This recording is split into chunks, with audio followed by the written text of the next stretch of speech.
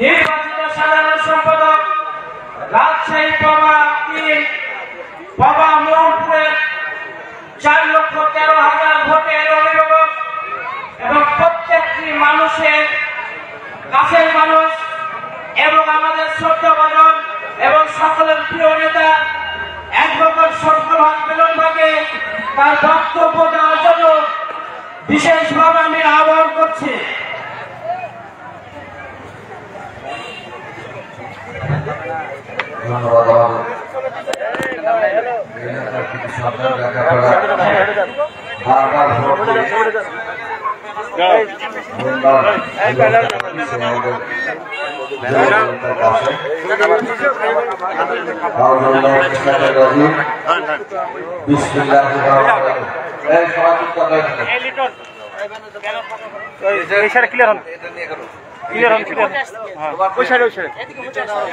ভাই বলছি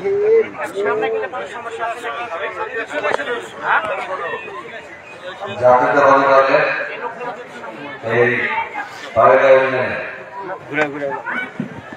সবচেয়ে বিএনপির 8 নম্বর ওয়ার্ড বিএনপি আন্দোলন সরকারি সংগঠনের সমন্বয়ে আজকের এই মহতী আয়োজনের সংগ্রামী সভাপতি আমাদের দীর্ঘদিনের পরীক্ষিত নেতা, তিনি বেশ কিছুদিন জানেন যে অ্যাক্সিডেন্ট করে পা ভেঙে আমাদের সঙ্গে এখনো লড়াই সংগ্রামে এবং রাজনৈতিক কর্মকাণ্ডে লিপ্ত আছেন আমাদের সাবেক সভাপতি জাকির ভাই। উপস্থিত এখানে কিছুক্ষণ আগে বক্তব্য রাখলেন আমাদের সদস্য সচিব, আপনাদের পাইলা ইউনিয়নেরই কিছু সন্তান আব্দুল রাজ্জাক, আমাদের আহ্বায়ক রিজাউল, সদস্য সচিব রেন্টু, আমাদের সিনিয়র মাহবুব আবলু ভাই, আমাদের শফিক, আমাদের এখানে সবার মুরব্বী একজন আছেন, আপনার খেয়াল করেন না, আমার আবু ভাই আছে, আবু ভাইকে একটু হাত নাড়ানোর আছে, আমরা একটু দেখার মানুষকে উপস্থিত আমার তুল্য মুরব্বীরা আছেন, বয়োজ্যেষ্ঠ নেতৃবৃন্দ আছেন, আমাদের যুবদল, ছাত্রদল, স্বেচ্ছাসেবক দল, অঙ্গ এবং সহযোগী সংগঠনের নেতৃবৃন্দ আছেন। আপনাদের সবার প্রিয় আমাদের পার্শ্ববর্তী এলাকা 8 নম্বর ওয়ার্ডের সাবেক মাননীয় ওয়ার্ড কাউন্সিলর আমাদের মাসুদ ভাই আছে, খালেদ ভাইকে দেখছি, আমাদের ফরিদ ভাইকে দেখছি, আমাদের মিনার ভাইকে দেখছি, অনেককে দেখছেন, টুটুলকে দেখলাম, ও টুটুল বই টুটুল মাসুদ, হ্যাঁ সবাই আছে, অনেককে দেখেছি আর কি। তারা কিন্তু সব আশপাশে থাকে, মিটিং শুনে সবাই আপনাদের কাছে এসছে, সহ অত্র এলাকার আমার প্রিয় নেতৃবৃন্দ এবং এলাকাবাসী, সাথে আমার মা বোনেরা।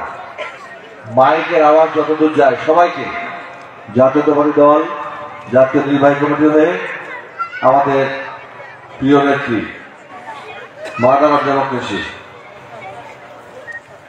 যে এখন জীবন মৃত্যুর সান্নিধ্যে যুদ্ধ করছেন এই গণতন্ত্রের জন্য, সে আমাদের পার্টির চেয়ারপারসন দেশনেত্রী এবং খালেদা জিয়ার হয়ে, আমাদের ভারপ্রাপ্ত চেয়ারম্যান মহোদয় জনাব তারেক রহমানের হয়ে এবং বাবা মোহাম্মদবাসীর হয়ে আপনাদেরকে জানাই সশস্ত্র সালাম এবং কৃতজ্ঞতা। কৃতজ্ঞতা এই কারণে জানাই যে আপনারা এরকম একটি আয়োজন করে আমাদেরকে এই আগামী 2026 সালের 5ই ফেব্রুয়ারি অথবা যে কোনো প্রথমার্ধে যে শিডিউল আছে ত্রয়োদশ জাতীয় সংসদ নির্বাচনে, সেই নির্বাচনে জাতীয়তাবাদী দল অংশগ্রহণ করেছে এবং সেই অংশগ্রহণকে আরো বেশি মহিমান্বিত করার জন্য এবং তাদের ধানের প্রার্থীকে বিজয় করার জন্য আপনারা যে প্রস্তুতি গ্রহণ করেছেন, সেজন্য আপনাদের প্রতি আমরা কৃতজ্ঞতা জানাই। সম্মানিত নেতৃবৃন্দ, আজকে বক্তব্য দেওয়া খুব কঠিন আমাদের জন্য, কারণ আপনারা সবাই ইতিমধ্যে বুঝেছেন। তারপরে বলি কেন দেশনেত্রী বেগম খালেদা জিয়া এত অসুস্থ। দীর্ঘদিন আগে আমাদেরকে জানতে হবে যে এই কে বেগম খালেদা জিয়া। এই বেগম খালেদা জিয়া হচ্ছে ইতিহাসের রাখাল রাজা, মহান স্বাধীনতা যিনি ঘোষণা দিয়েছিলেন সেই শহীদ রাষ্ট্রপতি জিয়াউর রহমানের উনি হচ্ছে সহধর্মিণী। উনি হচ্ছেন বাংলাদেশের 3 বারের সাবেক প্রধানমন্ত্রী। উনি হচ্ছেন বিরোধী দলীয় 2 বারের জাতীয় সংসদের নেত্রী। তিনি বাংলাদেশের 23টি আসনে এ পর্যন্ত নির্বাচনে অংশগ্রহণ করেছেন।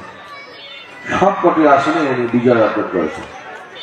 আপনাদের মনে আছে কিনা জানি না, 1996 সালে 15 ফেব্রুয়ারি একটা নির্বাচন হয়েছিল। সেই নির্বাচনে এখানে যারা আপনারা আছেন, যারা ভোটার ছিলেন, সবাই তাকে ভোট দিলেন। আপনারাও এমপি নির্বাচিত করছেন, মনে আছে? হ্যাঁ। তো তারপরে আবার কবির ভাই ভোট করেছে, তখন আমরা আবার কবির ভাইকে এমপি বানিয়েছিলাম। এই খালেদা জিয়াকে এমন কোন নির্যাতন নাই করা হয় নাই। তিনি স্বামী হারা, তোমার মায়েরা বুঝে সন্তান হারা কি যন্ত্রণা। তিনি সন্তান হারা, তার স্বামী সন্তানের স্মৃতি বিজড়িত যে বটক ভিটা, সেই বাড়ি থেকে তাকে পর্যন্ত টেনে হেঁচড়ে বের করে দিয়ে সেই বাড়িটাকে বুলডোজার দিয়ে গুড়িয়ে দেওয়া হয়েছে। এইরকম একটা পরিস্থিতিতে তাকে কারা অন্তরীণ রাখা হয়েছিল। সেই কারাগারে 6.25 বছর রাখা হয়েছিল। তিনি যখন কোর্টে যান তখন পায়ে হেঁটে গেছিলেন। আর হাসপাতাল তাকে যেখানে রাখা হয়েছিল এই একটা পুরানো স্যাঁতসেঁতে ঘরের মধ্যে, সেখানে যখন উনি খুব অসুস্থ হয়ে যান এবং করোনার প্রাদুর্ভাব ছিল, আপনাদের সবাই মনে আছে, তখন তাকে নিয়ে আসা হয়েছিল পিজি হাসপাতালে এবং জেলখানায়। তার চিকিৎসকরা যা বলতো সেটা করতে দেওয়া হয় না। তার যারা চিকিৎসা দিত তাদেরকে পর্যন্ত সবসময় চিকিৎসা করতে দিত না। যখন ওই বোর্ড সিদ্ধান্ত নিয়েছিল যে বেগম খালেদা জিয়াকে বিদেশে পাঠানো উচিত, তখন তাকে চিকিৎসার জন্য বিদেশে পাঠানো হয় না। তিলে তিলে তাকে, আমরা জানি, আমাদের কাছে খবর আছে, স্লো পয়জন দিয়ে তাকে নিঃশেষ করে দেওয়ার ষড়যন্ত্র ছিল। তো সেই জন্য তিনি এখন আর সেরে উঠতে পারেন না। কিন্তু এটা সেই দেশ, বেগম খালেদা যখন হাসে তখন বাংলাদেশের মানুষ হাসে। বেগম খালেদা যখন কষ্টে থাকে বাংলাদেশের মানুষ কষ্টে থাকে। বেগম খালেদা জিয়া পরিবার, বিএনপি এবং দেশের জনগণ একে অপরের সাথে অত্যন্ত পরিপূরক। সেই নেত্রীর জন্য সবাই দোয়া করবেন। উনি 2000 জাতীয় সংসদ নির্বাচনে 3টি আসনে নির্বাচন করার কথা বলা। একটা ফেনীতে তার জন্মভূমি, আরেকটা হচ্ছে দিনাজপুরে যেখানে উনি বেড়ে উঠেছেন, আর একটা তার শ্বশুরবাড়ি এলাকায় বগুড়ায়। তো এই অবস্থায় বাংলাদেশের মানুষ দেখছে, যারা অতীতে মানুষকে অত্যাচার করেছিল, নির্যাতন করেছিল, খুন করেছিল, গুম করেছিল, বিরোধী মতের উপরে খড়গ চাপিয়ে দিয়েছিল, 60,000 বিএনপি নেতা, 60 লক্ষ বিএনপি নেতা কর্মীর নামে 5 লক্ষ মামলা দায়ের করেছিল, 20,000-এর অধিক নেতা কর্মীকে খুন করেছিল, তারা জনরোষে পড়ে দেশ থেকে বিদায় নিয়েছে। বিদায় নেয় নাই, কিন্তু তাদের যারা চেলা চামান্ডা ছিল, লোকজন ছিল, তারা কোথায় ছিল? তারা এই দেশে ছিল এবং দেশে এখনো আছে। আওয়ামী লীগের নেতারা বলেছিল, বড় বড় কথা বলেছিল, যেদিন আওয়ামী লীগের পতন হবে 5 লক্ষ আওয়ামী লীগের নেতা কর্মীরা মারা যাবে, বলেছিল না? মারা গেছে, 5 জন মারা গেছে, অত্যাচার করা হয়েছে, নির্যাতন করা হয়েছে, কিন্তু তাদেরকে পাহারা দেওয়া হয়েছে। এই পাড়াটা কে দিয়েছে? আপনারা দেখেছেন? টেমস নদীর পার থেকে 10,500 কিলো দূরে, মিটার দূরে, মাইল দূরে তারেক রহমান 5 তারিখ রাত্রে বলেছেন এই গণ অভ্যুত্থানকে আরো কার্যকরী করতে হলে, বাস্তবে প্রতিফলন করতে হলে কেউ কোনো দখলদারিত্ব করবেন না, কেউ কোনো দখলদারিত্বে সহায়তা করবেন না, দুর্বলের উপরে আঘাত করবেন না, জাতি ধর্ম ভেদে কারো যেন কোনো ক্ষতি না হয় সেই জন্য সবাই সজাগ থাকবেন। প্রতিহিংসা নয়, প্রতিশোধ নয়। বিএনপির নেতা কর্মীদেরকে আগামী বাংলাদেশ পুনর্নির্মাণের জন্য পাহারা দিতে হবে এই দেশবাসীকে। সেদিন থেকে এইখানে যারা আছে, এই যে সামনে পিছনে বিএনপি যুবদল, ছাত্রদল, স্বেচ্ছাসেবক দল, কৃষক দল, যে সমস্ত নেতৃবৃন্দের নাম আমি বললাম না, তারা সবাই মিলে তাদেরকে পাহারা দেওয়া হয়েছিল না? এর ফলে দেশে একটা নির্বাচনের পরিবেশ তৈরি হয়েছে। কিন্তু আমরা লক্ষ্য করছি এই নির্বাচনকে ঘিরে একটি দল যাদের সব সময় 2 রকম আচরণ থাকতো, এখনো চায়, তারা 8-9 মাস আগে তাদের প্রার্থীতা ঘোষণা করেছে। আমি জামাত ইসলামের কথাই বলছি, শুধু পার্লামেন্ট মেম্বার নয়, উপজেলা চেয়ারম্যান, ইউনিয়নের চেয়ারম্যান, ইউনিয়নের মেম্বার পর্যন্ত তারা প্রার্থীতা ঘোষণা করেছেন। আর মানুষের দ্বারে দ্বারে যা গেছেন, খুবই ভালো কথা, ভোট চাচ্ছেন, এটাও ভালো কথা, কিন্তু ধর্মের দোহাই দিয়ে মানুষকে বিভ্রান্ত করছেন।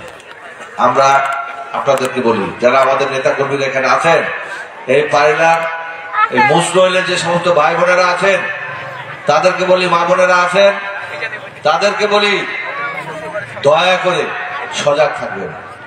বাবারে, অত সোজা না বেহেশত। মহান রাব্বুল পাক আল্লাহ যদি আমাদেরকে মাফ না করে আমরা বেহেশতে যাবো, এটা বলতে পারি?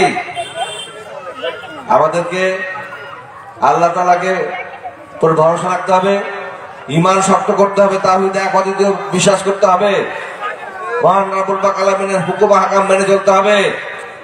আরে স্বর্গ তো বাড়িতে আছে, যাদের মা বাবা আছে তাদেরকে খেদমত করেন, পাশের বাড়ির মানুষজনকে তাদের পাশে দাঁড়ান, অভাব অভিযোগে, তাদের দুঃসময়ে এলাকার লোকজনকে ভালোবাসেন, ভালো মানুষ হিসেবে প্রতিষ্ঠিত হন, আর আল্লাহর কাছে পানাহা চান, আল্লাহ তুমি আমাদেরকে মাফ করে দাও, তাহলে পরপারে আল্লাহ তাআলা আপনাকে বেহেশত দিতে পারে। আর আপনি বলবেন, এই মনে করেন যে আপনি বিএনপি করেন, এই মনে করেন যে আপনার নাম লিখে নিলাম, এই মনে করেন যে এই যে সিগনেচার করে দিলাম, এই মনে করেন পুলিশ আসবে, আর এই মনে করেন বলবেন যে আমি এখন থেকে জামাত ইসলাম করি, বাবা, আর বেহেশতে চলে যাবেন। দেখেন নাই? আর ভোট টোট দিয়ে বলে এইভাবে হাত ধরছে, ধরার পরে বলছে না বাবা দেখবো, দেখবেন তো? হ্যাঁ দেখবো। ঠিক তো? হ্যাঁ। ভোট দিবেন তো? আরে বাবা বললাম তো দেখবো। তখন হাতটা টান গেছে, তখন বলছে দেখেন আপনি কিন্তু দেখবেন বলেছেন, এর ভিতরে কি আছে জানেন? হ্যাঁ, যদি আপনি ভোট দেন তাহলে আপনি বেহেশতে যাবেন, আর যদি না দেন তাহলে দোজখে যাবেন। না যাবেন না। ইসলাম ধর্ম হচ্ছে মুসলমানদের জন্য সবচাইতে সেন্সিটিভ এবং আবেগের জায়গা। এখন বক্তব্য দিলে তো মেলা কথা বলা যাবে। এই ঘোড়াকে চিনেন তো নাকি? হ্যাঁ, এই ঘোড়াকে এতটাই তার